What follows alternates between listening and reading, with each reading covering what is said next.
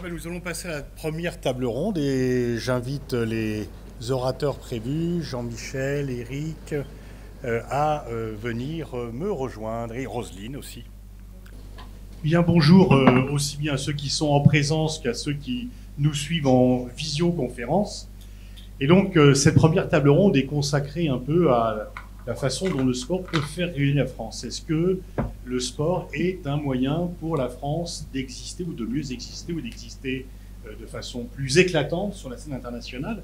Philippe, dans son introduction, faisait référence au général de Gaulle qui, fort mécontent des résultats piètres de la délégation olympique à Rome, avec uniquement 5 médailles, dont aucune d'or d'ailleurs, avait décidé, et chacun se rappelle de ce dessin de Faisan, le montrant en survêtement et en basket, disant décidément dans ce pays je dois tout faire moi-même, mais il est sorti de cela, l'INSEP, il est sorti un peu par la suite Font-Romeu, et donc De Gaulle ne pouvait pas imaginer que revenant au pouvoir pour redonner une image de grandeur à la France, l'on soit ridicule dans les enceintes sportives. Et dans un autre exemple plus négatif, la France avait tout fait pour que l'Allemagne ne participe pas aux Jeux Olympiques de 1920 et 1924 pour qu'elle ne traite pas sa revanche dans le domaine sportif des guerres qu'elle avait perdues. Plus proche de nous, Laurent Fabius, qui bien que dans sa jeunesse avait participé à cette émission La tête et les jambes, qui donc normalement était une alliance déjà de la culture et de l'activité sportive, il faisait de l'équitation, si ma mémoire est bonne. En tous les cas, Laurent Fabius a, en 2013, alors qu'il dirigeait le Quai d'Orsay, créé un poste spécial d'ambassadeur pour le sport, pour que, au moment où on n'avait pas encore décidé de candidater pour les Jeux Olympiques, et Denis Massiglia poursuivait cette réflexion parce qu'il l'avait déjà en tête dès Londres, mais ce n'était pas encore officiel, il a fallu habiller cela par rapport à des réticences, d'ailleurs, de la maire de Paris initialement. Et donc Laurent Fabius, quand même, avait compris que, les diplomates n'étaient pas assez sensibles à cela, et lui-même, Laurent n'a jamais été, je ne l'ai jamais vu, ni au Parc des Princes, ni au Stade de France, mais il avait compris quand même que le sport était une façon d'exister, et que, à l'instar du tourisme, d'ailleurs, qu'il avait pris sous son ministère, eh bien, il n'a pas voulu annexer le ministère des Sports, mais en tous les cas, il avait compris qu'il ne fallait pas que la dimension sportive du rayonnement de la France soit oubliée par le Quai. Et quand l'ambassadeur a été inauguré, la première réunion, on a vu des sportifs de haut niveau débarquer au Quai d'Orsay qui ne connaissaient pas, et on a vu des diplomates, voire des sportifs qui n'avaient jamais vu de leur vie. C'était la rencontre de deux mondes qui maintenant se connaissent un peu mieux, et les différents ambassadeurs dans nos postes ont compris quand même qu'il fallait aussi élargir leur mission au suivi du sport, au contact, et puis dans la phase de candidature aux Jeux Olympiques, voir un peu quels étaient les membres du CIO qui étaient dans leur pays où ils représentaient la France, et prendre des contacts, et donc voilà. Donc on a compris depuis longtemps quand même qu'effectivement c'est une façon de faire régner. Et Roselyne, puisque tu as occupé à la fois les postes de la culture et des sports, peut-être peux-tu nous dire, et que tu as vécu très douloureusement des événements d'ailleurs pendant ton ministère, peut-être quelques premières réflexions sur ce sujet. Bonjour à toutes et à tous. Merci Pascal de m'avoir invité à échanger sur un thème précis. C'est le rayonnement de la France. Est-ce que le sport peut faire rayonner la France? On n'est pas là en train de se poser la question de l'utilité du sport, de son impact sur la société en interne, mais bien du rayonnement de la France. Eh bien, j'adore jouer les affreux Jojo, et je pense que là, j'aurai un avis globalement négatif. C'est pour lancer le débat, hein. Pourquoi ? Parce que dans les sports qui sont les sports rois, je pense en particulier au football, au tennis et au sport automobile, qui sont les trois sports finalement qui sont connus et pratiqués pratiquement dans tous les pays du monde, on observe les dérives les plus dévastatrices d'un capitalisme dévoyé, et le fait que dans ces sports, le lien entre la nationalité des sportifs et le sport lui-même est complètement distendu. Le Star System y fait des ravages. Et après avoir gagné une grande compétition internationale comme la Coupe du Monde, eh bien, nos footballeurs, ils s'en vont dans des clubs partout dans le monde. Et donc le lien entre la nationalité française des sportifs et la compétition se distend extrêmement vite. Le deuxième point, c'est que lors des grandes manifestations sportives, finalement, ce qui résonne le plus dans le monde, ce ne sont pas les capacités d'organisation des pays, mais les dysfonctionnements qui surgissent. Tu viens d'évoquer la Coupe du Monde de football de 2010. Ouais, c'était moi qui étais à Naïsna. J'ai fait 5 fois dans la semaine l'ouverture du journal de TF1. C'était pas pour des bonnes raisons. Et quand je suis arrivé dans la conférence de presse à Bloemfontein, dans le stade, il y avait là 200 journalistes de la presse internationale. Je pense que la plupart des ministres n'ont jamais eu d'interview du Clarion de Buenos Aires ou de Pakistania Today. Ben moi, j'ai eu ça.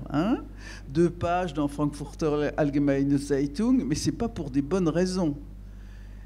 On peut penser aussi à l'écho absolument désastreux du match Liverpool-Real Madrid au Stade de France. Donc finalement, le rayonnement de la France, il s'exprime toujours dans ces grands événements de façon négative.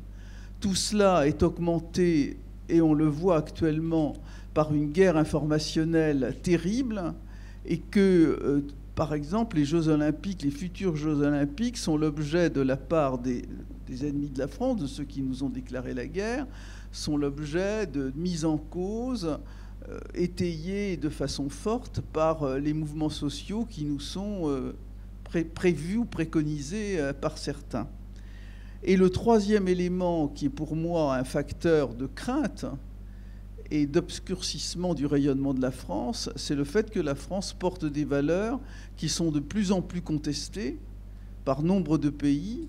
Je pense à 2 points en particulier, d'ailleurs, qui se rejoignent. C'est l'égalité homme-femme, ou du moins femme-homme, et la laïcité. Donc tout ça montre, et je le dis pour lancer le débat, que je suis extrêmement inquiète, et je dirais même un peu désabusée sur la capacité de faire rayonner la France à partir du sport. Alors là, tu as pris l'exemple de Knista, qui est effectivement le juin 40 du sport français, du football français.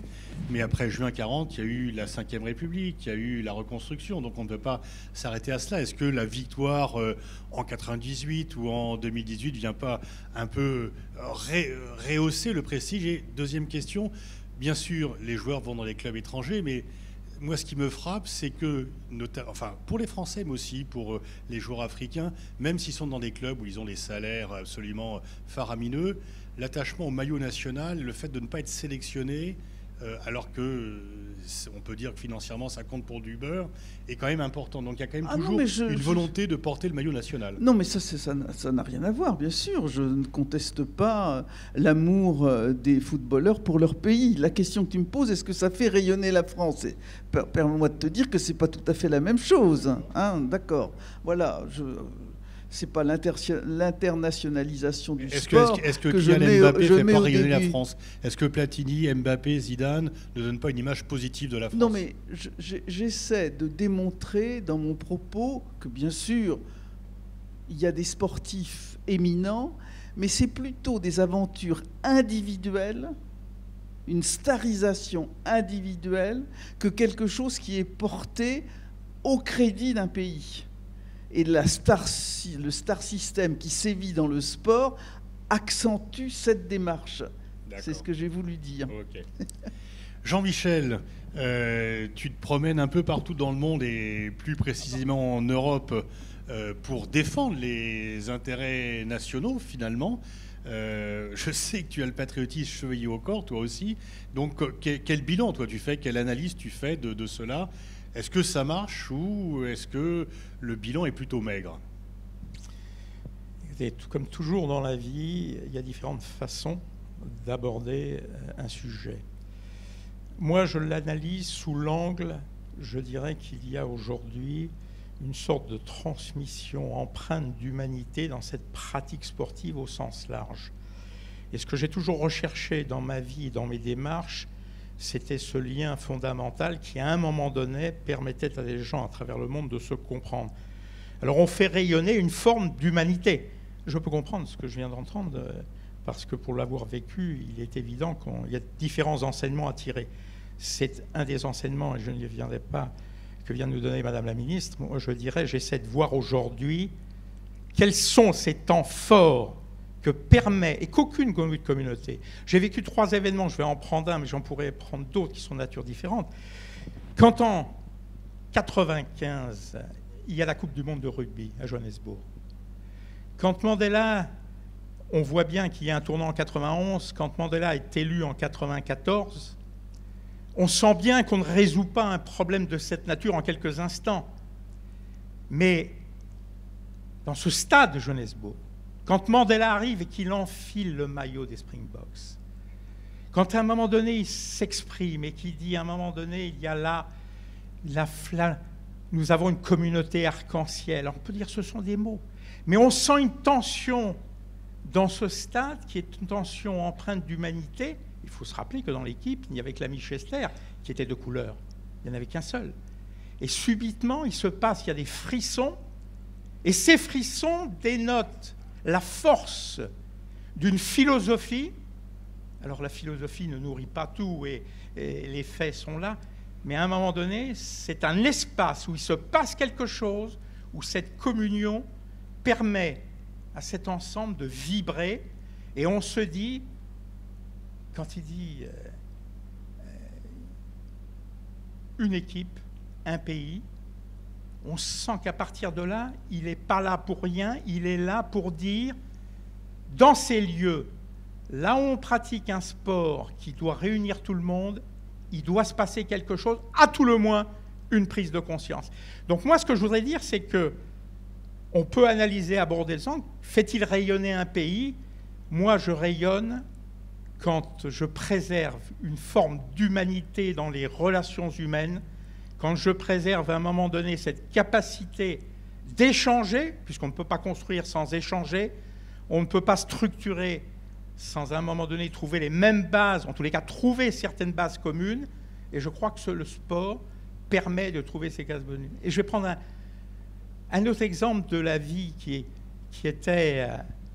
m'avait profondément frappé sur cette notion d'humanité. Quand j'étais chef de mission aux Jeux d'Athènes, il y avait pour la première fois, il y avait 2 femmes afghanes, pour la première fois dans l'histoire. Et l'une était judokate et l'autre était une sprinteuse. Et quand nous avons discuté avec cette sprinteuse, qui d'ailleurs disait, moi je n'ai qu'un rêve, c'est de faire en sorte que dans mon pays, on retrouve les droits, qu'on ait les mêmes droits entre les hommes et les femmes. Vous imaginez le parcours, cette volonté, en disant le monde scolaire doit évoluer. Et elle dit, je serai candidate, je le note à ce moment-là, et je la retrouve en 2008 à Pékin. Et à Pékin, en discutant, elle dit, je serai candidate aux législatives pour faire passer ce message qui, dans mon pays, n'est pas facile à faire passer. On m'a promis le lynchage, mais le sport m'a donné cette force pour aller de l'avant et de faire passer les messages forts. Et cette femme qui ne sera pas élue en 2010 sera élue ensuite à l'Assemblée en 2019. Elle nous a fait passer un message en disant « Maintenant, je vais me battre ». Malheureusement, comme vous le savez, les talibans sont revenus en 2021. Mon Dieu, pardonnez-nous cette pensée que c'est difficile, ce monde.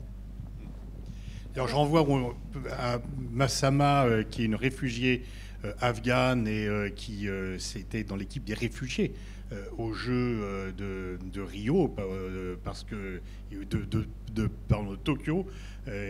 Donc, j'ai fait un podcast avec elle. Anne-Laure, tu dois la connaître également. C'est un magnifique exemple d'une jeune femme qui ne pouvait pas, faire du cyclisme en Afghanistan quand les femmes, c'est pas évident, mais elle a lutté et c'est pour ça. Rosine, tu voulais rebondir? Oui, je voulais dire quelque chose et d'une certaine façon, dans ce qu'a dit Jean-Michel, il répond à ma question. Le sport est très important au niveau d'une unité nationale. Et il y a des mouvements de communion. Hélas, C'est un peu comme l'orgasme, ça dure pas très longtemps, mais il faut quand même en profiter.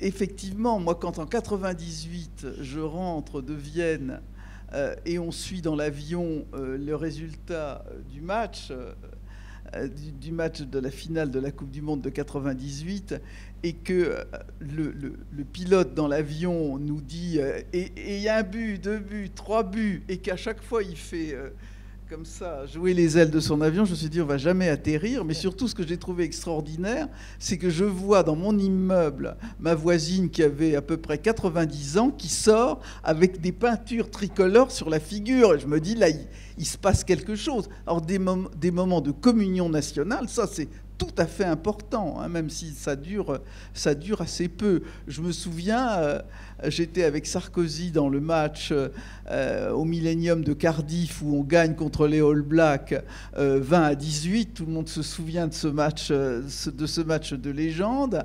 Et le président de la République prend 3 ou 4 points le lendemain, alors qu'il n'est pas pour grand-chose dans la victoire contre les Blacks. Non, mais ça, c'est tout à fait important. Que les Jeux Olympiques, par exemple, ou des grandes compétitions sportives, soient pour des organisations politiques l'objet d'une tribune ou parfois d'une instrumentalisation, pardon, mais il faut mettre les choses du côté positif et du côté négatif. On peut mettre la judokate afghane, mais on peut mettre aussi le massacre des JO de Munich. Voilà. Alors que certains, pour de bonnes ou de mauvaises causes, se servent des manifestations internationales, ça, j'en conviens nettement. Mais la question est bien, est-ce que le sport peut faire rayonner la France ou un autre pays ? Merci. D'ailleurs, tu parles des moments de communion, de célébration, où il y a cette unité nationale. Dans son livre sur les 10 moments qui ont fait bouger la France, où la France a été unie, Hervé Guémard cite 98, et je crois qu'on passe d'août 44 au 12 juillet 98, avec d'autres événements ultérieurs. Enfin, mais pour dire quand même que ça a marqué. Éric, tu es universitaire, tu travailles beaucoup avec le CIO. Tu reviens d'ailleurs d'Olympie, où tu as assisté au passage de la flamme et ensuite qui vogue, qui arrive, je crois, la semaine prochaine à Marseille. Le 8 mai. Le 8 mai à Marseille. Comment tu vois ça avec ton œil international? Comment tu fais une focale sur la France dans ce monde divers où il est quand même de plus en plus difficile d'exister? Alors tout d'abord, un grand merci pour l'invitation de l'IRIS et à toi Pascal. Vraiment, c'est avec beaucoup de joie que je suis ici. Bonjour mesdames et messieurs. Alors effectivement, je reviens d'Olympie. J'étais en Grèce avec la délégation française et je vais être un peu comme madame la ministre. Mes étudiants le savent, je ne suis pas trop langue de bois.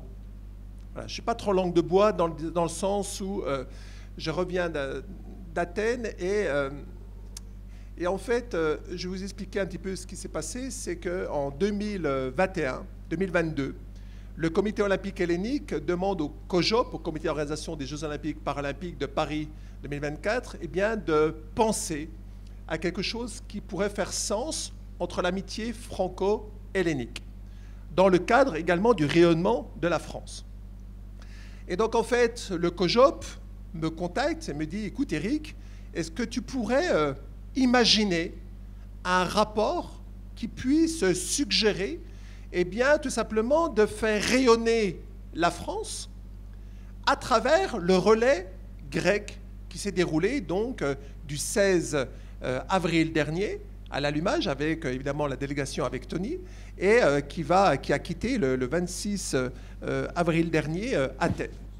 Et là en fait je rends un rapport au COJOP qui après est soumis au comité olympique hellénique.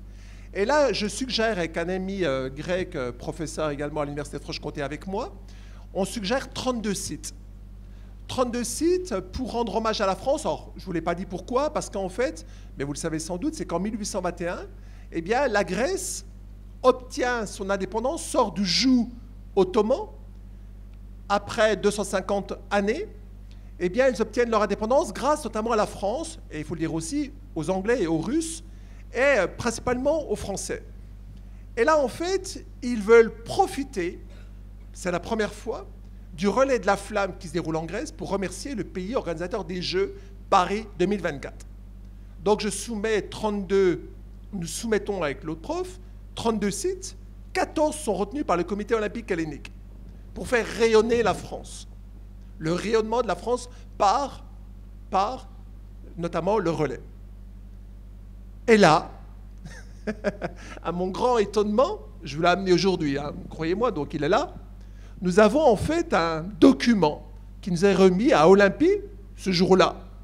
Ce jour-là, donc, ce document, un beau document, hein, réalisé par le comité olympique hellénique et par le relais de la flamme, à Paris 2024. Et je vous le donne en 1000, il est en anglais. Il est en anglais. Il est en anglais. Et pourtant, on a du drapeau bleu, blanc, rouge partout. Nous avons Madame la ministre qui est là. Nous avons l'ambassade de France qui est là. La France est présente. La France, nous sommes environ 100 personnes à être sur place. À Athènes. Mais Madame la ministre, on parle franchement, non? Mais je crois qu'il faut dire les choses telles qu'elles sont. Et donc à Athènes, de nouveau une centaine de personnes. Et on nous donne des documents en anglais. Et moi, je suggère très fortement... Alors attendez, je vous rassure quand même. Hein, nous avons en fait, au dîner, le menu que je vous ai amené. Non, mais attendez, Madame la ministre. Il est en français. Voilà. Donc en fait, nous avons sauvé l'essentiel, Jean-Michel, et également le vin est en français. Donc en fait, ce que j'aurais à vous dire, c'est que je me bats pour le rayonnement de la France au niveau international, et j'explique notamment au Comité international olympique qu'il est très important, il me semble, très important, de mettre à l'honneur la France, son rayonnement par le sport, et notamment lorsqu'on parle d'olympisme, lorsqu'on parle de sport, de parler de la langue française. La langue française, je vous rappelle que la langue française est langue officielle au CIO. C'est plus ou moins vrai. Hein. Si on ne parlait pas anglais, c'est quand même compliqué. Hein. Et globalement, eh bien moi j'ai suggéré très fortement qu'on a de rendre hommage à Paris, à un homme que personne ne connaît, hormis évidemment toutes les personnes ici même, qu'on a le remercier Onésime Reclus, qui était au Père-Lachaise et qui est complètement abandonné. Onésime Reclus, qui est un éminent géographe, qui en 1880 eh bien, va expliquer un nouveau mot, un néologisme, qui s'appelle la francophonie. Voilà.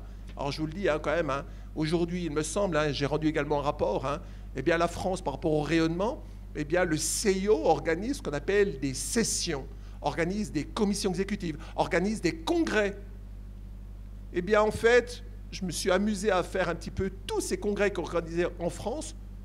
Allez, je fais simple, tout s'est passé avant la Seconde Guerre mondiale. Le dernier que la France a organisé, c'était, Denis, ton prédécesseur, c'était Nelson Payou, c'était en 1994, qu'on appelle le congrès du centenaire.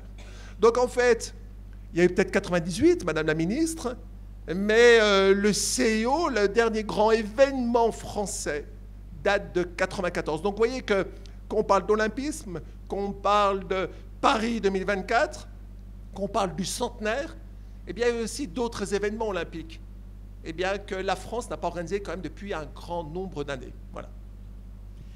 Merci. Roselyne, tu as occupé différents postes ministériels, santé, culture, sport, solidarité, etc. Il y a écologie. Et environnement, effectivement, enfin écologie, on disait à l'époque. Il y a donc des réunions des ministres européens très régulièrement, du fait que tu as vu d'ailleurs évoluer avec un élargissement au fur et à mesure. Est-ce que dans tes différents contacts au niveau européen, le sport a une place à part? Est-ce que quand tu es ministre des Sports de la France, par rapport à tes collègues européens, tu es vécu différemment? Et est-ce que tu as senti une différence de traitement comme ministre des Sports par rapport à tes autres ministères? Et question subsidiaire, quand les ministres de la Santé se rencontrent au niveau européen, est-ce qu'ils parlent de sport? Est-ce que lorsque les ministres de sport se rencontrent, est-ce qu'ils parlent de santé? En fait, il n'y a pas vraiment de vision européenne du sport, à part quelques textes législatifs et réglementaires. Mais il faut comprendre que le sport est en général attribué à différents types de ministères et des ministères de sport individualisés, il n'y en a pratiquement pas en Europe. En Allemagne, c'est les Länder, je crois. Alors, le sport en Allemagne est, sur le plan de la fédérale, attribué au ministère de l'Intérieur. Et j'ai eu des discussions avec Wolfgang Schäuble, le regretté ministre de l'Intérieur de l'époque, parce qu'ils estiment que le sport, au niveau de l'État central, relève de l'ordre public et que c'est la seule responsabilité qu'ils confient à l'État central. Donc quand je rencontre dans un lieu européen Wolfgang Schäuble, on est vraiment sur deux planètes totalement différentes. Il y a, par exemple, en Autriche, le sport est au ministère de la Défense. Évidemment, je n'ai pas beaucoup de contacts en Europe avec le ministre de la Défense. Et en général, le sport, dans la plupart des pays d'Europe, est relié au ministère de l'Éducation. Bon. Donc, dans les différentes enceintes européennes, on a assez peu de pouvoir. Et tu as raison, c'est que dans nombre de pays très, très décentralisés, le sport est vraiment une compétence provinciale, régionale, enfin, peu importe la dénomination. C'est vrai en Allemagne, c'est vrai en Espagne, enfin, c'est vrai à peu près dans tous les pays, les grands pays européens décentralisés. Donc, des enceintes où on parle de sport, il n'y en a pas vraiment. J'ai évidemment organisé le Conseil européen que j'ai présidé dans le deuxième semestre 2008. J'avais donc invité les différents ministres sur un format jeunesse et sport à Marseille, au Pharo, avec mon secrétaire d'État, Bernard Laporte, un grand moment.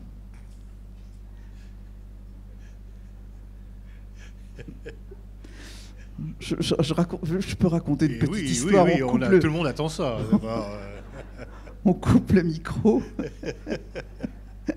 Et parce que je lui dis, écoute, Bernard, voilà, on n'aura pas le maire de Marseille à notre réunion de ce soir, parce qu'il est au festival, il est à Aix pour voir Così fan tutte.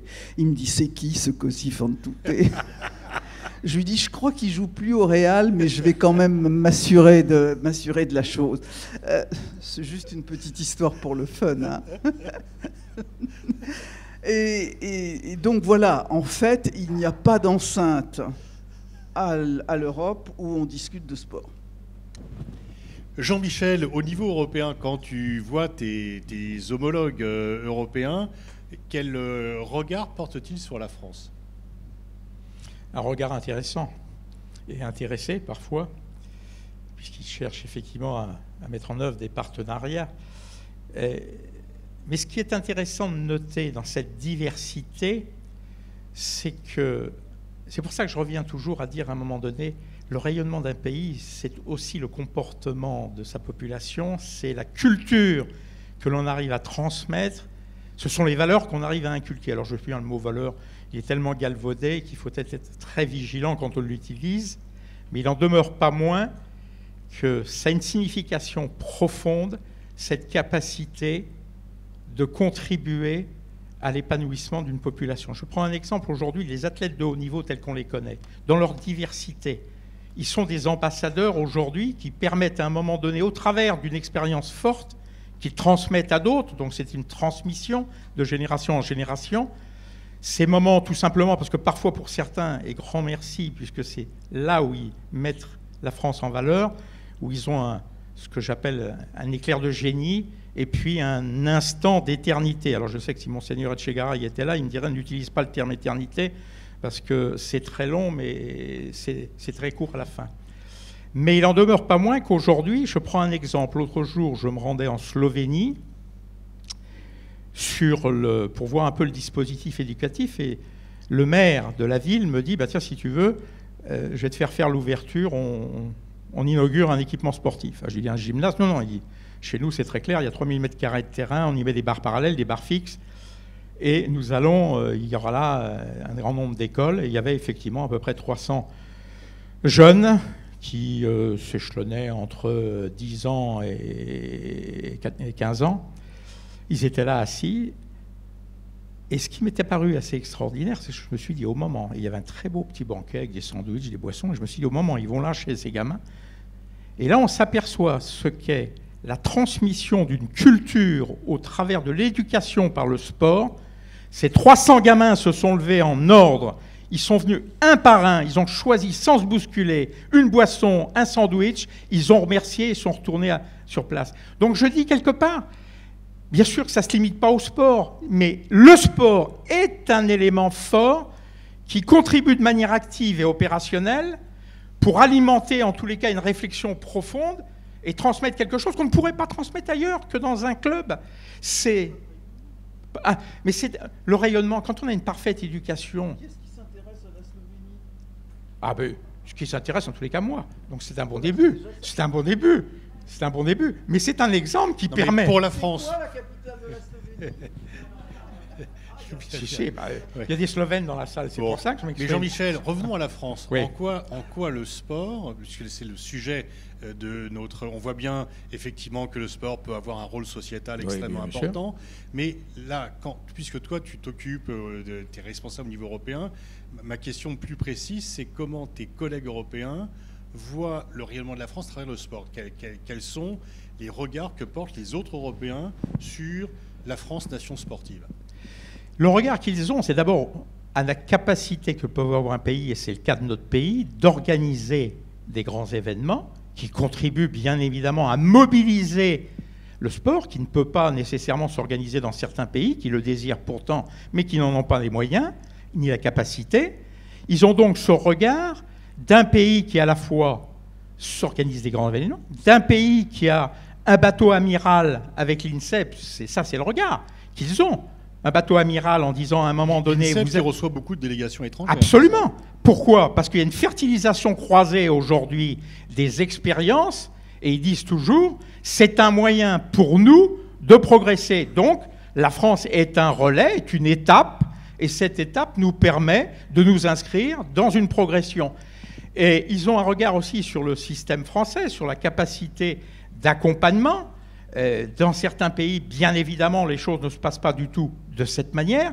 Ils nous envient d'une certaine manière, dans la mesure où un sport dans ce pays, qu'on le veuille ou non, analysez aujourd'hui les bilanciels des différentes fédérations, vous vous rendrez compte que si l'État ne contribuait pas, peu importe que ce soit, de toute manière c'est l'argent de l'État, que ce soit l'agence nationale ou autre chose, l'aide de l'État aujourd'hui n'intervenait pas, il est évident qu'un certain nombre de structures ne seraient pas en capacité de développer et d'avoir le dynamisme qu'ils ont. Donc on a une politique, en tous les cas, un mode opératoire, espérons qu'il durera, un mode opératoire qui aujourd'hui facilite en tous les cas la capacité de mettre en œuvre des opérations sportives, et ça ils le regardent en se disant on n'a pas nécessairement ce point de départ, cet appui, cet accompagnement pour pouvoir nous inscrire dans une démarche positive.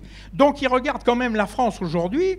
Je serais trop prétentieux pour dire une référence, je n'utiliserai pas ce terme, mais comme en tous les cas un exemple intéressant au travers des réussites des athlètes, des champions qui portent ça, mais ça n'est que le fruit, pour moi, d'une expérience qui part du club et qui arrive à la réussite finale du champion si on prend les Jeux Olympiques, mais ça n'est qu'un parcours, et dans ce parcours, il y a là toute une mobilisation aujourd'hui. Si je compare sur certains pays, le bénévolat n'est pas de même nature. Le bénévolat de ce pays, même si on me dit qu'il s'effrite, à chaque fois, regardez la manière dont les gens s'investissent à titre personnel, pour pouvoir promouvoir leur passion. Et cette passion, ils la vivent. Et donc, ça contribue, de mon point de vue aussi, à assurer, d'une certaine manière, le rayonnement de mon pays. Donc, je suis fier d'échanger avec... Je prenais l'exemple de la Slovénie, mais pour être très clair, c'est pour dire à un moment donné, c'est que nous pouvons aller plus loin dans une forme éducative. Alors c'est sûrement plus facile à dire qu'à mettre en œuvre, mais pour moi, qui ai besoin d'avoir des éléments tangibles, c'est devenu un élément tangible en me disant, mais qu'avons-nous raté au plan de l'éducation, au plan de la formation, au plan de l'accompagnement de la vie familiale, le noyau familial? On a raté quelque chose. Qu'avons-nous raté? Il faut qu'on se pose la question. Tu parlais de l'INSEP, là, Fabien Camus aurait dû être parmi nous aujourd'hui, mais il est en déplacement à l'étranger, et donc il n'a pas pu répondre à notre invitation. Éric, si je rebondis sur ta première intervention, est-ce que tu confirmes que la France ne fait peut-être pas suffisamment pour se défendre elle-même? C'est-à-dire qu'il y a une sorte d'attente, on a quand même normalement, il y a le français est langue olympique, on ne la défend pas suffisamment. Comment est-ce qu'il faut être plus offensif? Qu'est-ce qui ne marche pas pour reprendre la conclusion de Jean-Michel? Oui. Moi, je vais rebondir réellement sur ce que vient de dire Jean-Michel. Moi, je suis vice-président de l'Université de Franche-Comté, 30 000 étudiants. Mais c'est partout comme ça en France. Dans le cadre de Paris 2024, on a voulu, et peut-être c'est une bonne chose, labelliser avec différents types de labels. Par exemple, nous avons le label Terre de Jeux, nous avons le label Génération 2024. Il y a un certain nombre de labels. Moi, ce que je constate, c'est que lorsqu'on va partout dans le monde, tu as parlé, Jean-Michel, de l'Europe. Là, dans le cadre des Jeux de Tokyo, j'ai fait pas mal de déplacements là-bas, à Tsukuba, à Kukushikan, etc., dans différentes villes. Lorsqu'on arrive dans une université, il y a un musée, généralement du sport. Il y a un musée du sport. Le sport est obligatoire. Le sport est obligatoire. Là, moi, je reviens, notamment, j'étais au Vietnam il y a quelques jours, là, on a la même chose. Ben, qu'est-ce qu'on a peut-être loupé ou pas dans le cadre du rayonnement? Le sport n'est pas obligatoire à l'université. À l'université, il n'y a pas de sport à l'université. Le sport n'est pas obligatoire. Et vous allez me dire, mais si, attendez, il y a des UE, des unités libres d'enseignement, qui sont valorisées à 0,5 dans la moyenne de l'année. Est-ce que ça va favoriser le sport et le rayonnement de la France dans le cadre de nos universités? J'en suis pas sûr. Lorsque vous allez aux États-Unis, lorsque vous allez partout dans le monde, eh bien peut-être que tout cela commence déjà peut-être à l'école, au collège, au lycée et à l'université. On voit dans le système notamment américain où globalement, eh bien, le sport est valorisé. Nous, à l'université, le sport n'est pas obligatoire. Donc vous avez bien compris que globalement, à mon sens, les universités sont déjà ouvertes très fortement sur l'international. Si on n'a pas les moyens de le faire par le sport, parce que ce n'est pas valorisé, eh bien on perd quelque chose de primordial, à mon sens. Donc moi, je crois comment je pourrais m'exprimer sans être trop méchant, mais la vraie déception peut-être de ces Jeux de Paris 2024, c'est qu'on ne soit pas allé plus loin. On est allé sur un label Génération 2024. Et alors, est-ce que ça va changer justement la pratique sportive dans le monde, en France, pardon, et permettre de rayonner? J'en suis pas sûr. Les Jeux, c'est fini. Alors oui, effectivement, Madame la ministre des Sports, dans sa vidéo, parlait de la suite de Alpes françaises 2030. Je vous le dis franchement, il y a des Jeux universels, ce qu'on appelle des Olympiades. Les Olympiades, c'est 10 500 athlètes. Les Jeux Olympiques d'hiver, là, c'est même pas 3 000 athlètes. C'est même pas 3 000 athlètes. Paris 2024, c'est 206 nations. Là, les Jeux Olympiques d'hiver qui vont venir, c'est globalement une petite centaine de nations qui vont venir. Donc on n'est pas du tout sur le même registre. Je crois que malheureusement, on aurait pu aller plus loin avec Paris 2024, notamment dans le cadre du sport à l'université. Tu ne peux pas faire neiger en Afrique quand même. Comment tu peux pas faire neiger en Afrique? Comment tu fais pour que les Jeux d'hiver soient aussi universels que les Jeux d'été? C'est juste pas possible. C'est pas possible du tout. Non, mais je veux dire par là, dans le cadre d'un prolongement. Oui, non, mais c'est évident. Mais je veux dire par là, c'est que à mon sens, on aurait pu aller plus loin sur des jeux universels que sont Paris 2024, notamment pour faire rayonner le sport, notamment dans le système éducatif et à l'université. C'est ça que je voulais dire. Oui, je crois que pour faire rayonner la France, vous avez dit tous les deux des choses très importantes, Éric et Jean-Michel. Il faut d'abord que nous soyons les porteurs de ce rayonnement. Et si nous ne sommes pas chacun des petites flammes qui éclairent, on ne va pas y arriver. Et je ne peux que constater les passions tristes qui animent notre pays. Les Jeux Olympiques de Paris ont été l'objet dans l'opinion publique française d'une sorte de pessimisme. Ça ne va pas marcher, on ne sera pas prêt. Et je participe à quelques émissions sur ma chaîne BFM. À chaque fois, je me suis engueulé avec tous les participants qui étaient là à tenir des discours complètement défaitistes sur Paris.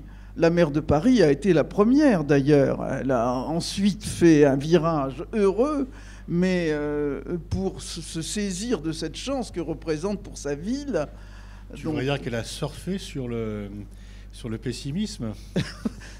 Voilà, je vais essayer d'être, comment dirais-je, neutre dans cette affaire, mais elle reflétait aussi l'idée, le ressenti de beaucoup de gens. Moi, je n'arrête pas de rencontrer des gens qui me disent « Ah, moi, au mois de juillet, hein, je reste pas à Paris, ça va être le désordre, pardon. » Mais on entend que ça, je me dis « Mais c'est pas possible. » Quand je reviens à l'expérience de Naïsna, parce que c'est pas seulement une anecdote ce qui s'est passé à la Coupe du Monde de football de 2010, c'est aussi une expression terrible. Quand l'équipe relève un propos de vestiaire qui aurait dû rester à ce que c'était un propos de vestiaire, et que tout à coup l'opinion publique s'empare de ça. Moi, je suis à Johannesburg, je reçois 27 coups de téléphone dans la journée pour me demander de prendre position. Un ministre de la République qui prend position sur un propos de vestiaire, d'énervement quand on perd un match. Mais on déraille complètement. Ensuite, il y a une sorte d'emballement. On fait une commission d'enquête à l'Assemblée nationale là-dessus. Mais enfin, on rêve, quoi. C'était absolument terrible. Le président de la République s'en empare. Je me souviendrai toujours des deux coups de téléphone du président de la République et du Premier ministre. Les gars n'étaient pas descendus du bus, tout le monde connaît l'histoire, le fameux communiqué lu par Domenech. Et moi, je suis en train d'inaugurer une exposition de peinture à Soweto, bon, très bien. Et je me dis, mais comment va-t-on faire ? Je téléphone au président de la République qui me dit... Tu accompagnes les joueurs et tu leur dis de gagner. Fastoche. Et ensuite, je téléphone au Premier ministre qui me dit « Ouais, tout ça, c'est quand même que des gars qui tapent dans un ballon. » Je pense que peut-être, il y a entre les deux une voie moyenne. Mais d'un côté, c'est assez significatif. D'un côté, des personnes qui surréagissent sur le sport, qui demandent au sport l'impossible, et de l'autre, certains qui ne comprennent pas ce que ça représente dans l'opinion publique que le sport. Et finalement, il y a deux clans qui s'affrontent. Et il serait utile, sans doute, de les réconcilier, en donnant au sport toute la place, rien que la place qu'il doit avoir dans une société. Si on n'est pas capable de comprendre ça, on aura de mauvaises réactions à nos échecs et on ne profitera pas de nos succès. Peut-être aussi, il y avait dans cette affaire... une sorte de joie mauvaise de ceux qui pensent que le sport avait pris trop d'importance et que c'était le moment de remettre l'église en dehors du village, finalement, et de ne pas donner l'importance. Jean-Michel, tu voulais réagir sur ça ? Non, je rejoins totalement. C'est une source de... Je trouve ce que vient de développer la ministre est empreint de bon sens, au sens où, à l'évidence, aujourd'hui, c'est une source de rayonnement. Mais ça n'est qu'une source de rayonnement. Il faut que différents facteurs se conjuguent pour pouvoir atteindre des objectifs. Et vraisemblablement qu'aujourd'hui, dans notre société, on échappe souvent à une approche sous l'angle de la vision globale. Et on a sectorisé, c'est segmenté. Et tout ce qui est segmenté, à un moment donné ou à un autre, ne facilite pas. C'est pour ça que moi, j'ai toujours pensé qu'entre l'éducation, la culture, le sport, c'était quelque chose qu'il fallait, de manière transversale, gérer, mettre en œuvre des process qui facilitent à un moment donné cette vie pour atteindre certains objectifs. Et qu'on n'en arrive pas à un moment donné à une sorte de déception. Je voyais quand on me disait, quelqu'un me disait récemment, mais tu sais, même une défaite, à un moment donné, c'est bien parce que c'est un peu de savoir en plus. Alors, effectivement, si je prends les choses sous cet angle-là, la défaite peut être une victoire. Qu'est-ce qu'on doit être savant ? Eh ben, non, mais si j'analyse mon parcours, moi, j'ai eu que des succès.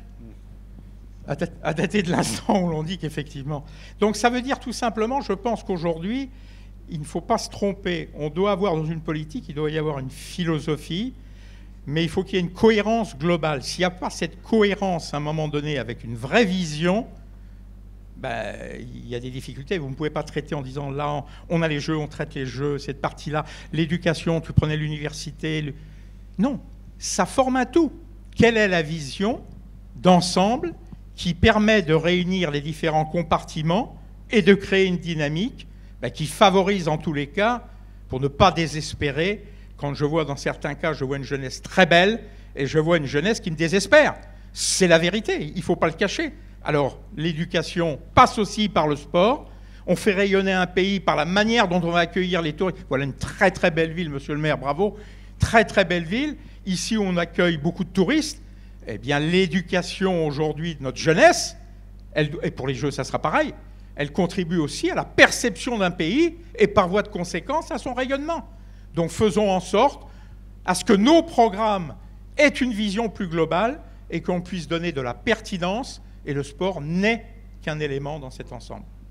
Alors, bien sûr, en termes de rayonnement, il y a le succès des sportifs. C'est Laurent Fabius qui disait, lorsqu'il va au Japon, c'est mieux d'aller avec Teddy Riner qu'avec quelqu'un d'autre. On est mieux observé. Il y a... Voilà. Et il y a cette anecdote aussi célèbre que tu as peut-être d'ailleurs vécue, Roselyne. Chirac emmenant Platini avec lui en Amérique latine, et les gens disaient c'est qui le type à côté de Platini, etc. Donc c'est vrai que les sportifs font rayonner la France. Et il y a aussi le fait, puisque nous sommes en année olympique, d'organiser des événements. Et Denis s'en rappelle quand tu as lancé de façon prudente pour ne pas prendre une vague contraire tout de suite. La candidature qui a abouti à Paris 2024, avec des vents contraires très forts au départ. Tu t'es appuyé sur Bernard Lapasset, etc., au hommage lui soit rendu d'ailleurs à Bernard, parce qu'il n'y avait pas beaucoup de gens qui étaient favorables à une candidature. Beaucoup de gens disaient, on a eu 3 échecs déjà, ça suffit, il faut arrêter d'être ridicule, on va encore se moquer de nous à l'échelle internationale.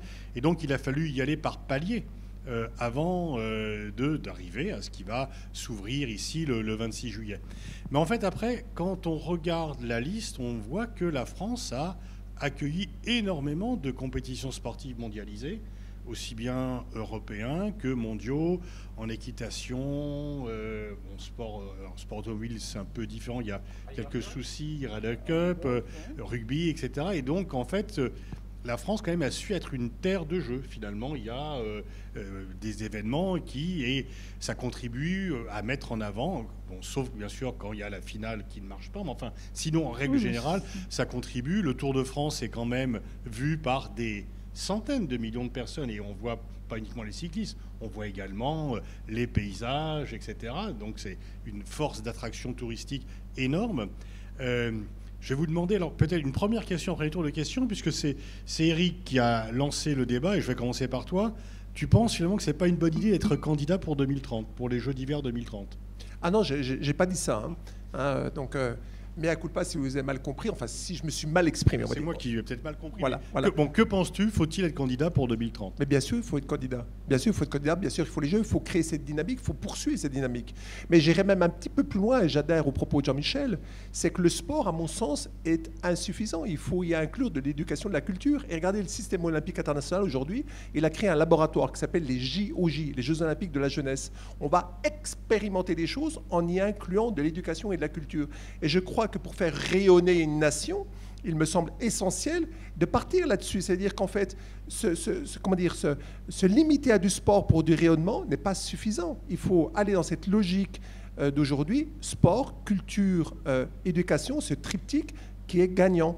Et cette dynamique qui est lancée par Paris 2024, bien évidemment, doit être prolongée par les Jeux olympiques d'hiver de 2030, c'est évident. Mais, je le dis haut et fort, ça n'aura pas forcément le même rayonnement pour la France que Paris 2024. Jean-Michel, sur 2030 ?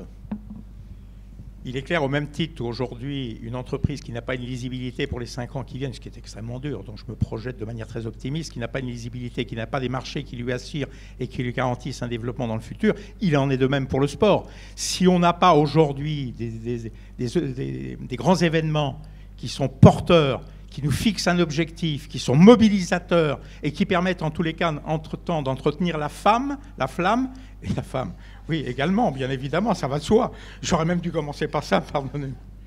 Et cette flamme, elle est impérative pour pouvoir mener à bien une multitude d'autres projets. Qu'est-ce qui retient aujourd'hui le sport? L'attention, c'est qu'il y ait ces petites opérations qui disent qu'il y a quelque chose au bout. Et contrairement, moi c'est ma conviction, ces grands événements, s'ils sont bien partagés, s'ils ont également derrière une philosophie culturelle, c'est bien pour ça que dans les Jeux Olympiques, on avait mis de la culture à une époque, c'est pour qu'il y ait autre chose, une assise plus large.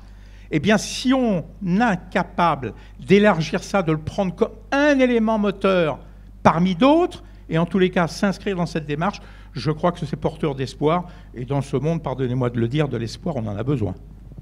Roselyne, 2030 ? Alors, la capacité de la France à organiser des grands événements sportifs, ça, je lui fais tout à fait confiance.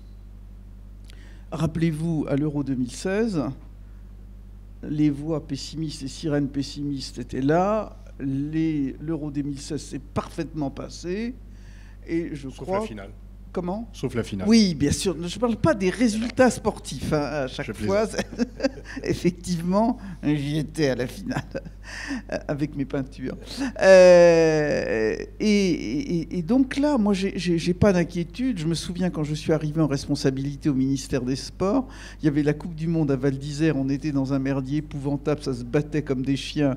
Et je crois qu'on a pu remettre ça d'aplomb. Mais quand même, on ne peut pas, vous parler de culture, vous parlez d'éducation, on ne peut pas non plus faire l'impasse sur l'aspect écologie, environnement.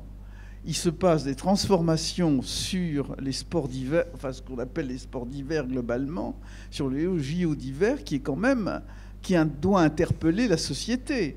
Parce que quand on voit l'état d'enneigement des stations, je me souviens d'avoir été, j'étais encore ministre des Sports à l'époque, aux Jeux Olympiques de Vancouver, où on voyait des hélicoptères avec des filets transporter de la neige, enfin ceux qui y sont allés l'ont vu, pour charger les pistes, pour permettre les compétitions. Il est certain que l'époque, on est donc en 2009 là pour les 2008.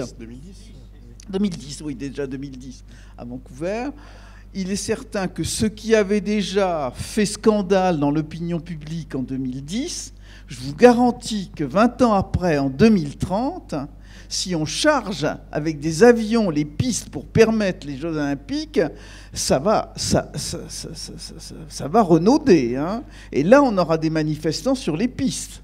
Parce que quand même, on ne peut pas faire comme si le réchauffement climatique, ça n'existait pas. Pardon, il n'y a pas que de l'éducation, il n'y a pas que de la culture, il n'y a pas que de l'organisation, il y a ce qui est en train de se passer qui menace notre planète. Et le monde du sport, il doit aussi intégrer cette réflexion, cet élément dans sa réflexion.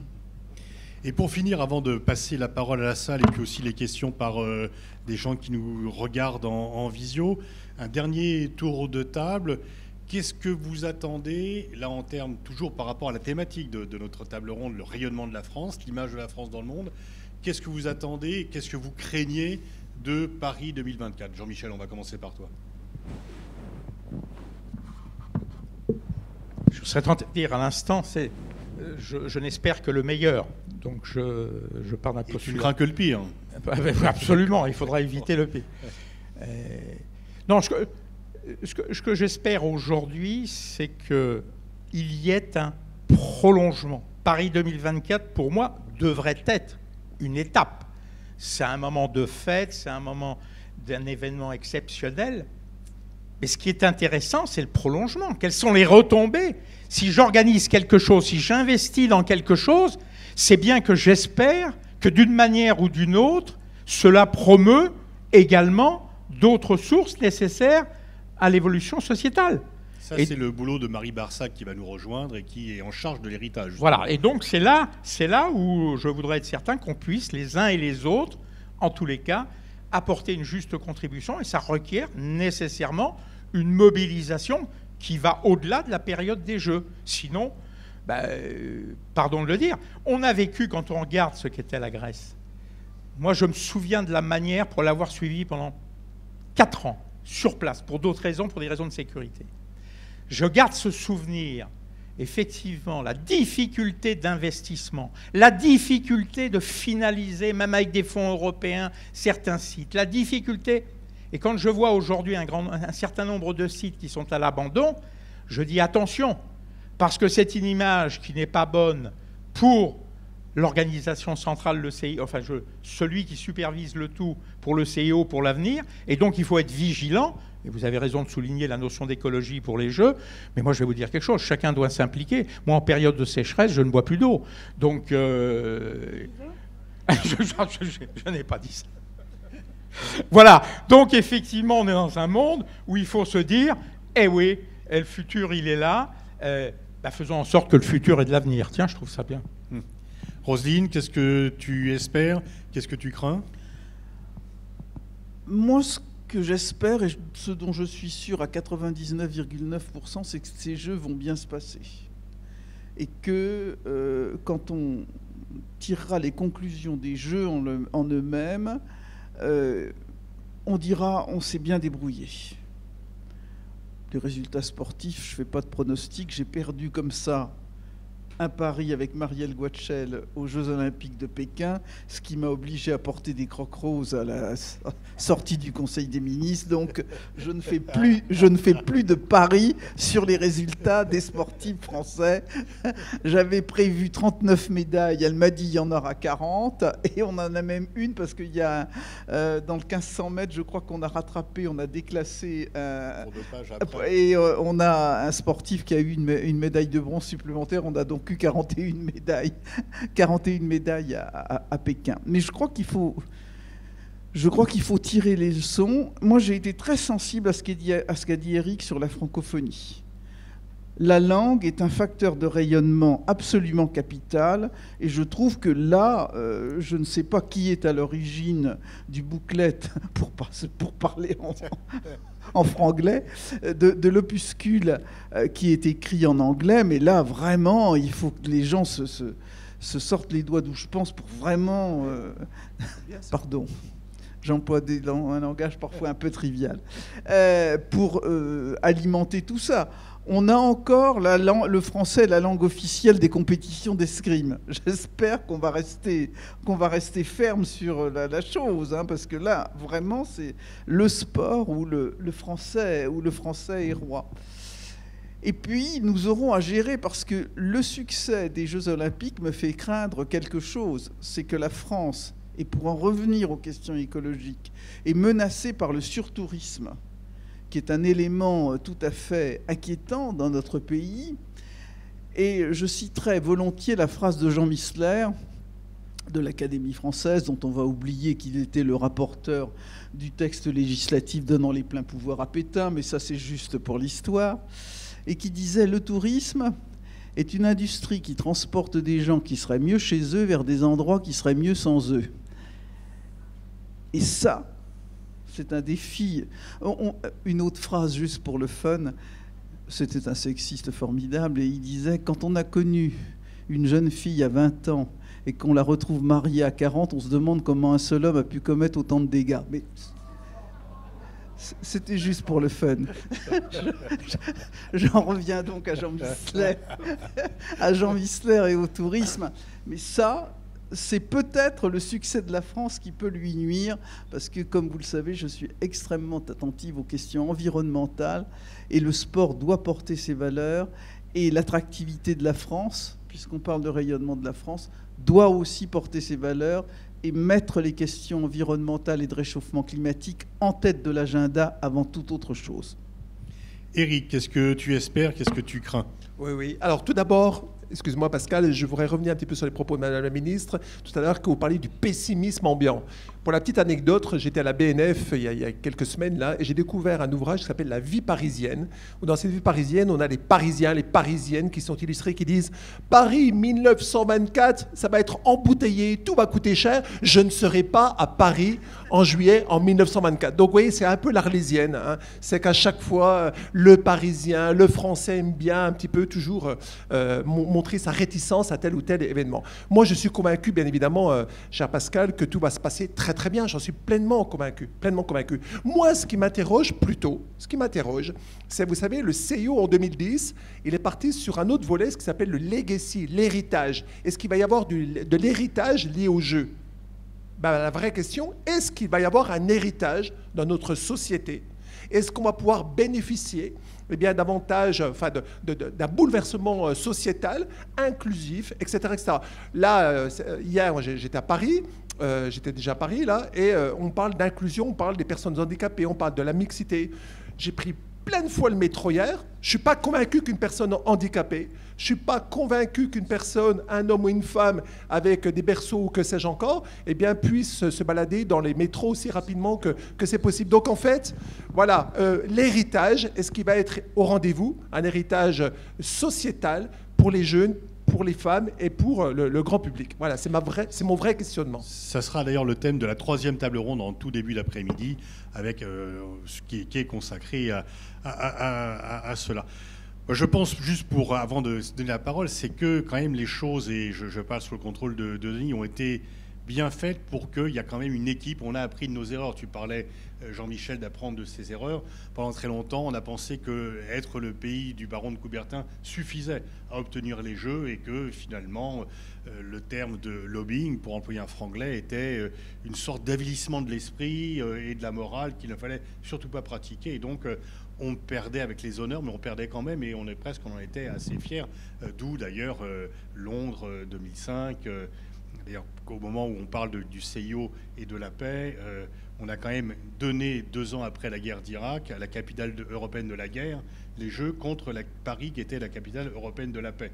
Donc, et avec d'ailleurs la voix ukrainienne à l'époque s'était portée sur Londres, même si aujourd'hui l'Ukraine est beaucoup plus stricte sur le fait qu'il ne faut pas récompenser la guerre. Bon, c'est autre chose, mais je pense que là, on a quand même appris, enfin les responsables ont appris de leurs erreurs, de mettre les sportifs en avant et non pas les responsables politiques, mais sans le soutien des responsables politiques. Donc les politiques sont là en soutien, mais ils ne sont pas devant, parce qu'il faut quand même la garantie de l'État, des institutions pour que ça marche. Et je crois que, vraiment, en plus les gens savent qu'ils sont attendus au tournant, il y a toujours un peu ce scepticisme, etc. Et je crois qu'on aura non seulement des beaux jeux, mais aussi un bel héritage, et notamment, le patron du département, Stéphane Troussel, sera là, pour le département, là on est dans le 95, mais pour le département voisin du 93, c'est aussi un enjeu essentiel. Et si ce n'est pas le cas, je dirais que, quel que soit le nombre de médailles, ces jeux ne seront pas réussis si ce volet n'est pas réussi. Bien sûr, on souhaite tous le maximum de médailles pour nos sportifs, mais aussi le maximal d'impact ultérieur pour la société. Sur le moment, ça va être les célébrations. Comme à chaque fois, tu parlais de l'Euro 2016, tout le monde râlait, tout le monde était dans les rues à s'embrasser, à boire de la bière, à voir les maillots différents. Donc je pense que Paris va être une fête, mais il faut que la fête puisse se prolonger sur autre chose après. Sinon, il ne faut pas qu'il y ait un réveil triste de ce Paris à une fête. Voilà, on est un peu en avance, mais on va profiter pour... Oui, vas-y. Prends le micro. En 1924... En 1924, je me rappelle parfaitement. Oui, tu y étais. J'ai cette chance-là, effectivement. Ce qui éloignait les Parisiens, c'est le crottin de cheval. Hein. C'est ça qui, effectivement, à un moment donné, perturbait quand il y avait accumulation. Ah bon, bah alors ça va. Enfin, on va sauter les haies tranquillement.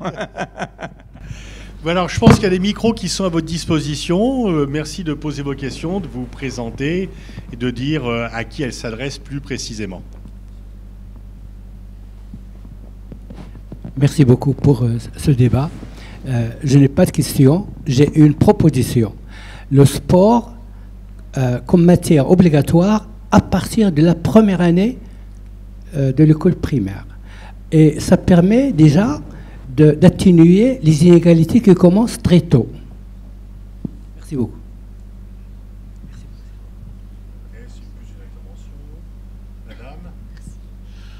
Bonjour et Merci pour cet échange. Donc, moi, je travaille dans les relations publiques. J'avais 2 questions. Alors, une qui s'adresse peut-être plus précisément à vous, Monsieur Monin, puisque vous avez donné un exemple tout à l'heure. Vous avez parlé de cohésion nationale. Vous avez parlé des efforts qui pourraient ou pas être mis en place à l'étranger en termes de coalition, comme faire que les livrets soient en français.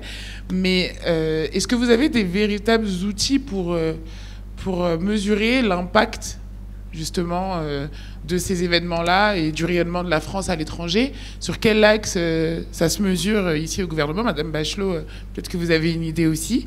Et puis vous avez parlé de l'héritage, enfin le legacy.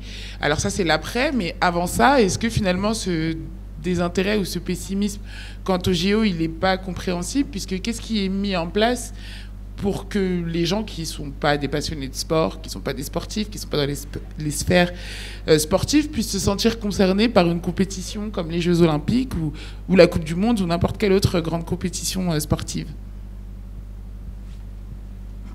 Merci beaucoup pour vos questions, chère madame. Alors, concernant la cohésion, concernant les Français, concernant le sport et le rayonnement international, il y a une donnée fondamentale. Pascal l'a expliqué tout à l'heure. Grâce au ministre Laurent Fabius, nous avons un ambassadeur du sport en France, depuis 2015, sauf erreur, si je ne dis pas de bêtises. 2013. 2013, nous avons un ambassadeur du sport, donc dans le réseau diplomatique. Je crois que tout cela a fortement changé le paysage. Et comment on peut mesurer tout ça? C'est très simple. Vous regardez le nombre de présidents de fédérations internationales français. Vous regardez le nombre de responsables français à l'étranger. Vous comptez, il n'y en a pas beaucoup quand même. Voilà. Donc en fait, il y en a de plus en plus. Non mais Denis, il y en a de plus en plus. Il y en a de plus en plus. Avant, ce n'était pas réellement le cas.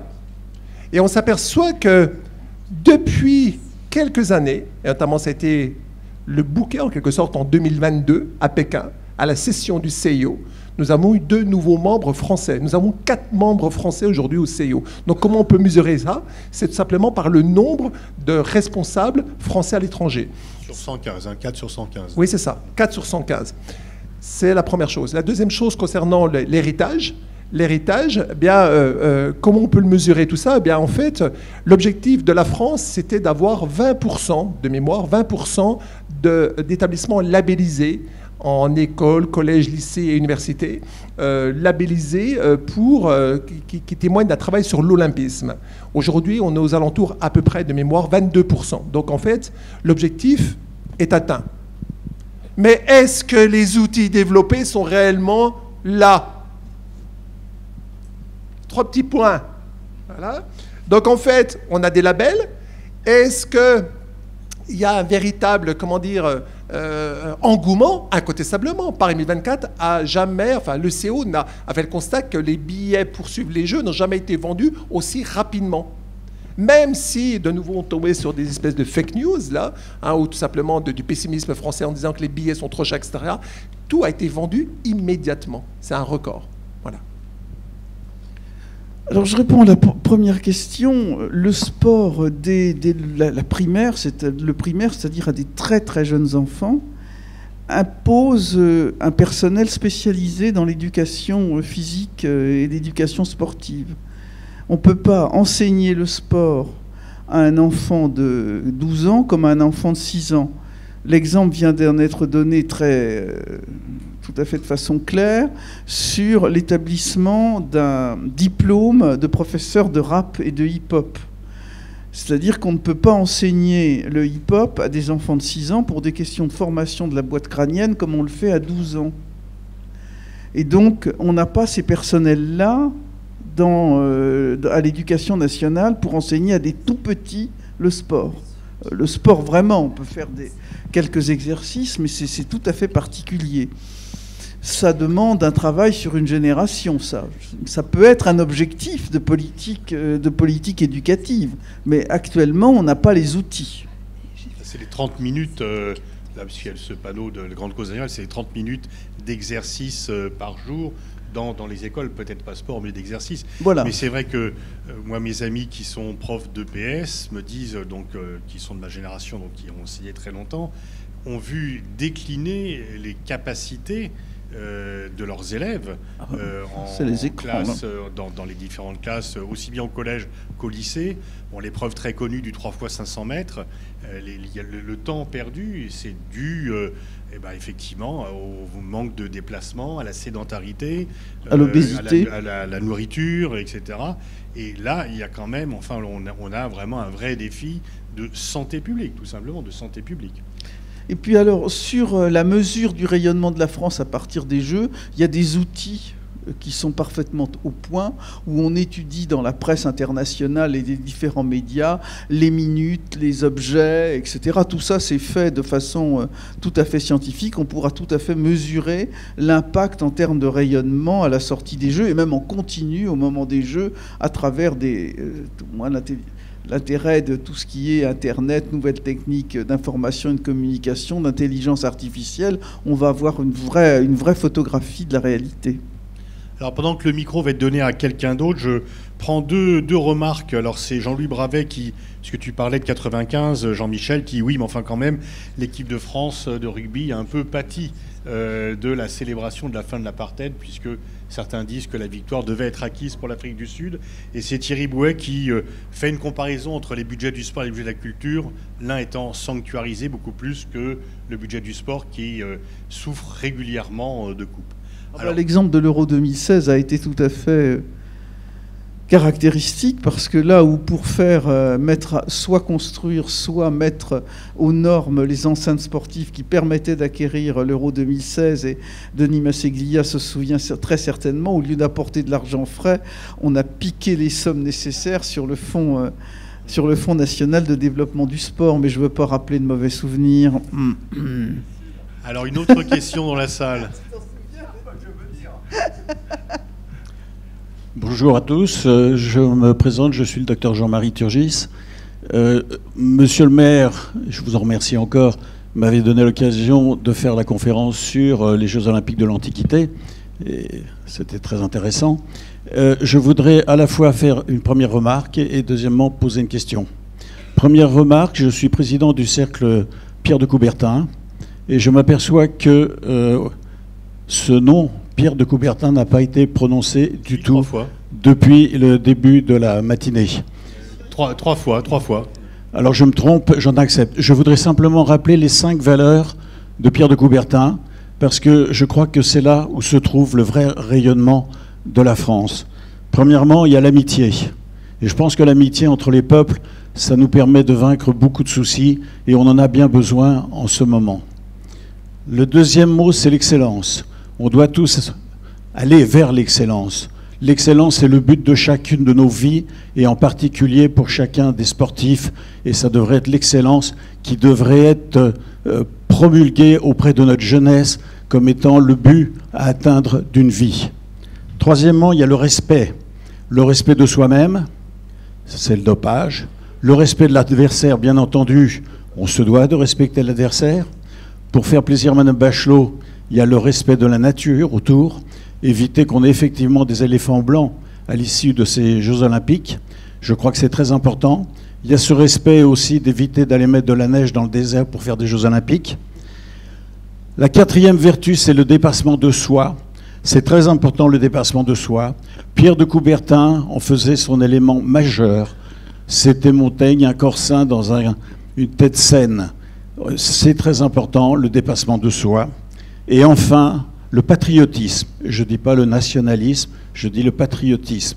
On a le droit d'être patriote, le nationalisme est autre chose.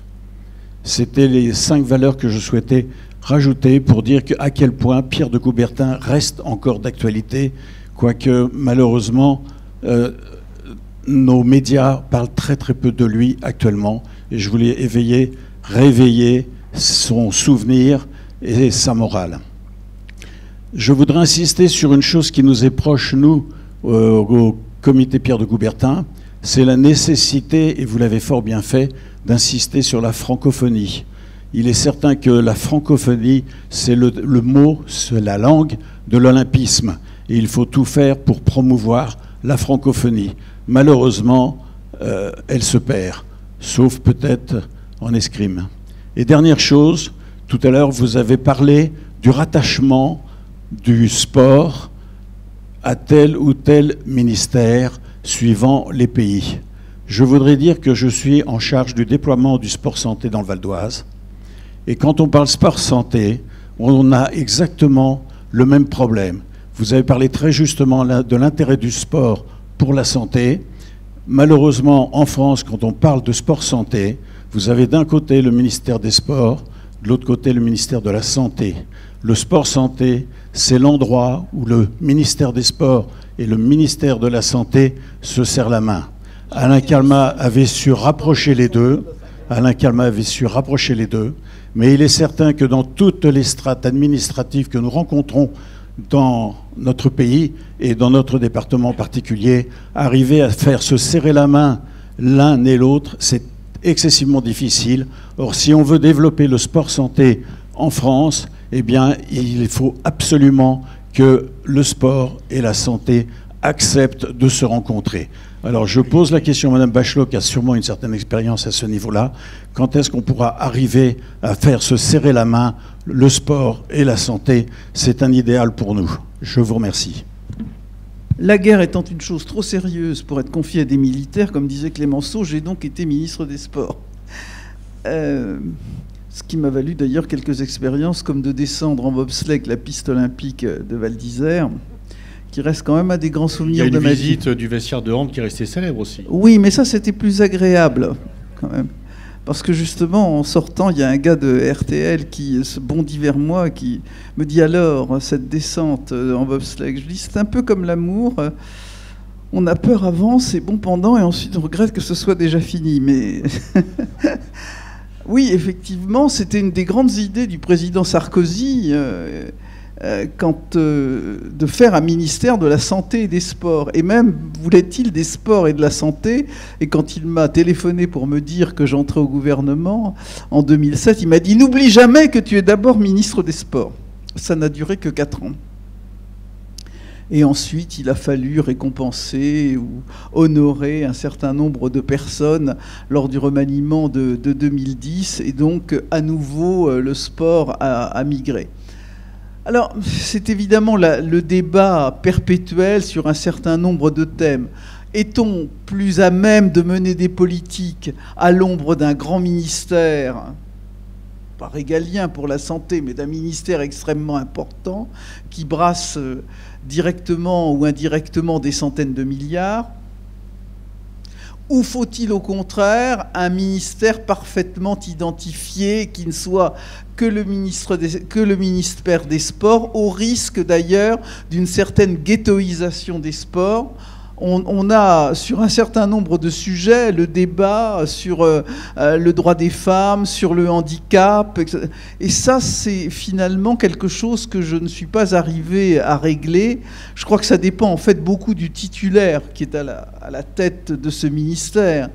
Et il faut évidemment, dans ces ministères qui se déploient sur des petites structures, avec des administrations évidemment qui n'ont rien à voir avec l'administration des finances ou de la santé,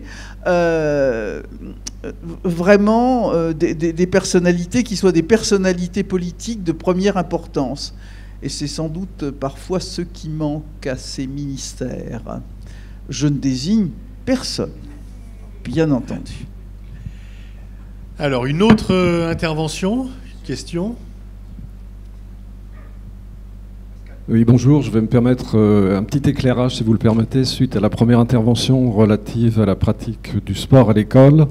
Je rejoins le propos de Mme Bachelot sur le fait que la pratique du sport, en tant que sport, à l'école élémentaire, nécessite un certain nombre de connaissances et d'adaptations.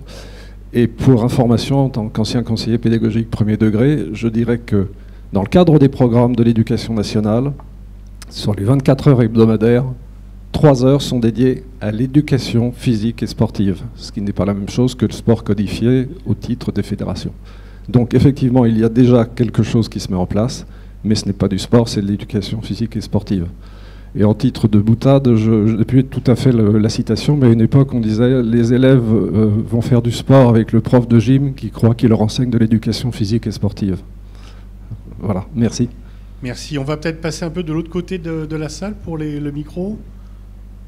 Non, c'est sur... Là, il y a une main qui se lève, là. Oui. Oui. Ah non, on a posé une question. Oui, non mais... Voilà, il faut un peu interroger. On va interroger un peu. Ouais. À droite chez nous, à gauche pour vous.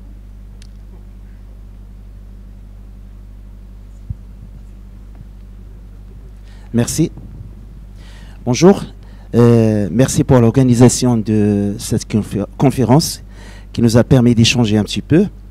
Ce qui m'interpelle, c'est le logo de la journée. Il est bien fait entre les nations, les peuples, l'échange.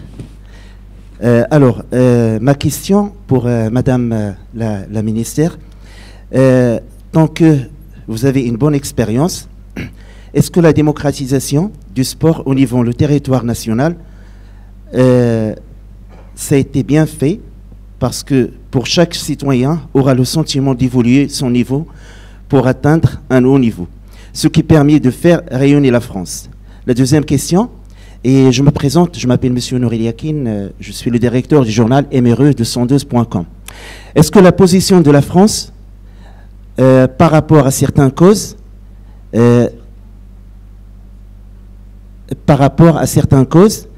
ça fait rayonner le sport.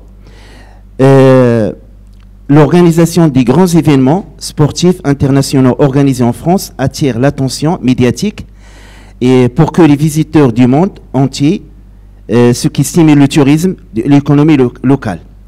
Et une question pour au niveau le budget du sport, au niveau les collectivités territoriales, est-ce qu'il peut atteindre un niveau qui permet d'avoir un haut niveau sportif, sachant que la plupart des noms, je dis la plupart des noms, ça vient de la banlieue. Merci. Bon, vous posez une question d'abord sur le financement du sport. Il est certain que la question a été posée d'avoir une compétence exclusive au niveau des collectivités territoriales et de se poser la question à quelle collectivité territoriale devrait-on donner la compétence exclusive. Parce qu'il y a une notion dans les grands équipements sportifs qui permettent l'accès. Comment avoir accès au sport s'il n'y a pas des équipements sportifs qui vous permettent d'exercer ce sport ? Et de se dire, il y a quand même une question d'aménagement du territoire et de réfléchir à l'essaimage des installations sportives sur l'ensemble du territoire.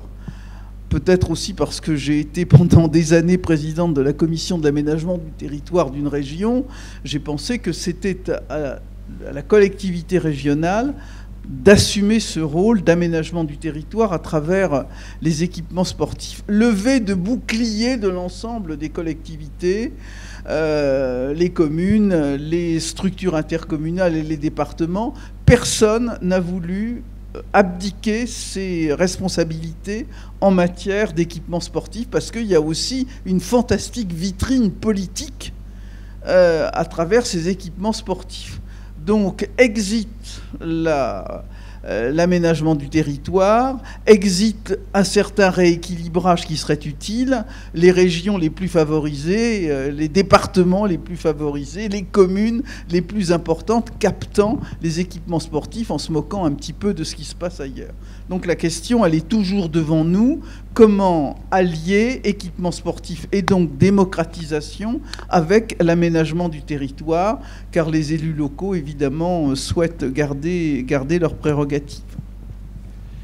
Merci, on va peut-être prendre une dernière question avant la pause.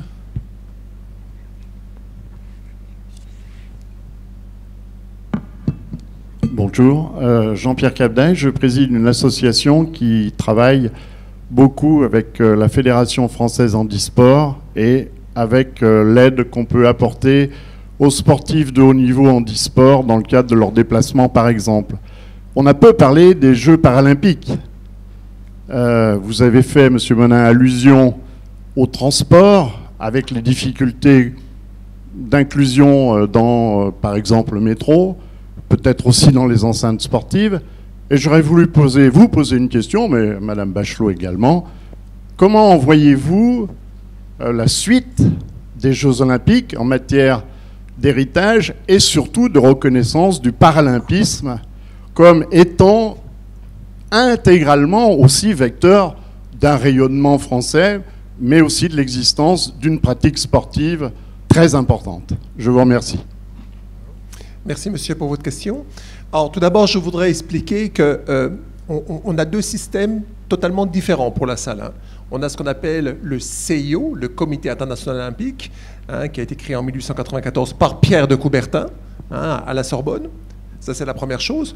Et on a une deuxième institution qui s'appelle le Comité international paralympique. Donc, ce sont deux institutions totalement différentes. Et comme vous le savez, pour la première fois, il y aura une mascotte qui va symboliser en quelque sorte cette similitude en quelque sorte dans l'organisation, avec une mascotte identique, avec simplement les logos qui les diffèrent, les anneaux et ce qu'on appelle les agitos. Voilà, ça c'est la première chose. Moi, je vais aller plus loin. Vous avez peut-être reconnu, j'ai un accent particulier, moi je viens de Besançon. Voilà, Besançon, capitale UNESCO, avec une très belle citadelle, Vauban. Associé avec la V2 ans, Victor Hugo. Absolument. Où est né Victor Hugo, où sont nés les frères Lumière. Donc en fait, Besançon. Et Charles Piaget. Voilà, et Charles Piaget. Besançon est donc incontournable. Voilà, c'est une boutade. Capitale de l'horlogerie, libre. Bon, j'arrête. Alors donc en fait. Voilà, mais c'est enregistré comme ça, Besançon va être content. Alors donc en fait. Ce que je voudrais dire, c'est qu'à Besançon, je suis désolé, on va même plus loin. On organise des événements, le sport dans tous ses états. Donc, monsieur, lorsque vous parlez des Jeux paralympiques, et à juste titre, je crois que moi, ce qu'il me manque, c'est qu'on devrait aller encore dans une inclusion la plus totale, parce qu'on a oublié une population qui s'appelle le sport adapté, les déficients mentaux. Et je reviens dans ma ville. Nous organisons un événement, donc le sport dans tous ses états, où on est dans l'inclusion totale. Et je crois, comment je vois les choses, c'est votre question, avant de passer la parole, enfin le micro à Madame la Ministre, eh bien, c'est que je crois qu'il faut aller dans l'inclusion la plus totale possible, et pas se limiter, entre guillemets, au paralympisme, mais en incluant ce qu'on appelle le Special Olympic Games, qui est une fondation Kennedy qui a été créée justement sur les problèmes des déficients mentaux, c'est d'inclure la population dans sa globalité. C'est comme ça que je vois la suite, moi. C'est comme ça que je vois la suite. Et pourquoi pas 2030, dans cette logique de dynamique qui est lancée à partir de Paris 2024. Voilà. Dans les travaux préparatoires à la candidature de Paris 2024, il y avait des groupes de travaux qui avaient été mis en place par Denis, Bernard, Lapasset. Et moi, j'avais proposé qu'on fasse les Jeux paralympiques avant les Jeux olympiques. Ça serve un peu pour les préparer, parce que quand l'événement central se déroule avant, l'événement qui suit a moins d'importance. Mais je ne sais pas, Denis, si tu as la réponse d'ailleurs, mais il paraît que par rapport au CIO, ce n'était pas possible, etc. Mais ça aurait été peut-être une façon de mieux mettre en valeur les Jeux paralympiques. Je salue la présence de Laurent-Éric Lelay, parce que France Télévisions va faire un effort important pour diffuser, France Télévisions a déjà fait un effort important à Tokyo, pour donner autant d'importance aux Jeux paralympiques qu'aux Jeux olympiques, ce qui est tout à fait à la fois récent, nouveau, qui est un effort tout à fait volontaire et qui a des répercussions extrêmement positives, non seulement bien sûr pour les athlètes qui participent, mais aussi pour le regard que la société peut porter, parce qu'il y a toujours moins de monde dans les enceintes sportives que devant la télévision. Le fait que la télévision fasse ce jeu égal est quand même quelque chose qui est extrêmement important, et bravo et merci Laurent-Éric pour cela. Alors monsieur, et une dernière question de Denis, puis on va... Bonjour, je m'appelle Bruno Belaï, je suis le chargé de mission sport et culture au ministère de la Culture. Voilà, pour essayer de réunir le sport et la culture. Alors nous faisons la même chose. Le ministère des Sports, c'est l'épanouissement physique, le ministère de la Culture, c'est l'épanouissement culturel, et l'ensemble des deux crée un meilleur équilibre. Là, pour revenir au sujet, le sport peut-il faire rayonner la France? Alors nous avons des très grands champions comme... Kevin Mayer en athlétisme, Léon Marchand en natation, mais nous avons des grands champions comme Teddy Riner et Florent Manodou qui dit que la France n'est pas un pays de sportifs, quoi. Alors, pour faire rayonner justement la France au niveau sportif, ne faudrait-il pas inventer un modèle où le sport et la culture soient très fortement valorisés dès le plus jeune âge, afin que ça nous accompagne tout au long de notre vie, jusqu'au l'âge le plus avancé, où la culture sera un véritable centre d'intérêt quand on est à l'âge de la retraite, et l'activité physique nous permettrait de rester en meilleure santé pour augmenter l'autonomie et reculer l'âge de la dépendance. Et pour revenir à ce que dit Eric, que je connais un peu, et nous sommes à peu près d'accord sur tout, les valeurs de l'olympisme sont très importantes parce que c'est une philosophie de vie qui associe la culture, le sport et l'éducation. Et on note, mettons, qu'à l'âge de 18 ans, les jeunes arrêtent de faire du sport pour se consacrer, pour arrêter les activités sportives, comme si c'était des valeurs un petit peu superficielles. Et vous avez bien vu, Madame la Ministre, qu'à cause de la Covid, on ferme les salles de spectacle, on ferme les fermes de sport, comme si c'était des valeurs superficielles, alors qu'elles devraient être au contraire totalement essentielles. Denis, puis ensuite la réponse, Denis, tu voulais prendre la parole. Merci, bonjour. Je ne voulais pas intervenir, mais comme on m'a cité à plusieurs reprises, Denis, je vais le faire. Quand on a au départ réfléchi à l'opportunité d'une candidature à l'organisation des Jeux de 2024, on s'est d'abord posé la question pourquoi. Et en fait, l'objectif principal qu'on a résumé dans un projet en 2013 était comment faire passer la France d'un pays de sportifs à un pays sportif. Depuis, l'expression France Nation Sportive a été utilisée à de nombreuses reprises. Je rejoins la ministre sur le fait qu'elle dit « la France n'est pas une nation sportive ». La problématique, c'est qu'est-ce qui pourrait faire en sorte qu'on puisse demain dire que la France est devenue une nation sportive. Donc si on avait une question intéressante à poser, c'est comment définir en une phrase le fait que la France soit une nation sportive. C'est pas si facile que ça. Et je suis quasiment persuadé qu'il y aurait autant de réponses que de personnes interrogées. Si je donnais la mienne, je ne peux pas résister au fait de ne pas la donner, je dirais en une phrase, pour faire de la France une nation sportive, il faudrait que tous les décideurs politiques, économiques, médiatiques et pédagogiques pensent sport avant de faire un quelconque projet. On est loin du compte et c'est un vrai chantier. Merci pour tous. Je vais donner la parole à nos trois intervenants pour le mot de la fin en conclusion. Alors toi, Rosine, tu as une réponse à donner à une question, mais Eric, peut-être un mot de conclusion.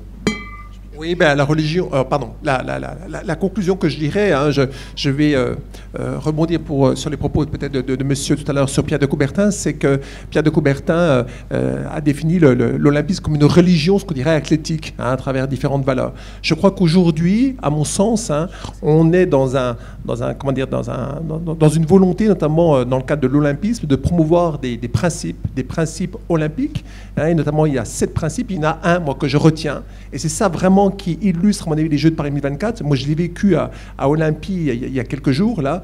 Eh bien, c'est des Jeux qui vont rassembler. Ce principe numéro 6, c'est des Jeux qui vont mettre en face cette interculturalité, qui vont mettre en phase, en fait, ce vivre ensemble. Et c'est ce qu'on appelle le principe numéro 6 de la non-discrimination.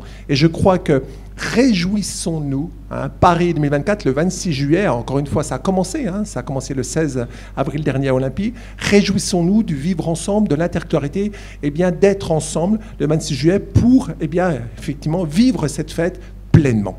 Voilà. Jean-Michel.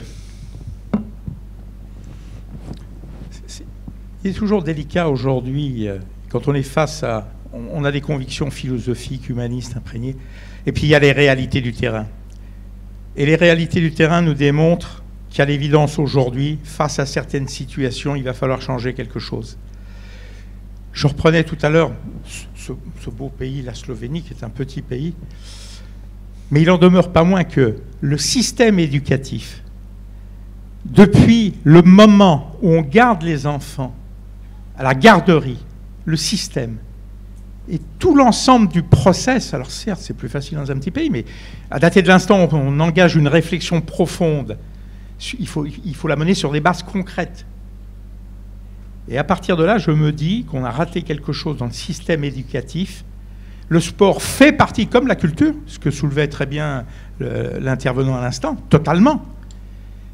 Eh bien, ces données-là, on a raté dans ce process, on a raté quelque chose. Et donc, il faut le reprendre intégralement. Donc, on peut philosopher tant qu'on veut, blablater. Il y a à reprendre ce process éducatif qui comprend le sport, qui comprend la culture, qui comprend un grand nombre de choses. Et ça, il faut le reprendre. et le réécrire. Alors, je n'appelle pas ça un modèle parce que je me méfie des modèles. Je crois qu'il n'y a pas de modèle, il y a que des situations que l'on adapte en fonction des configurations et de l'environnement donné. Mais il faut s'y mettre, et aujourd'hui, il y a des enseignements à tirer.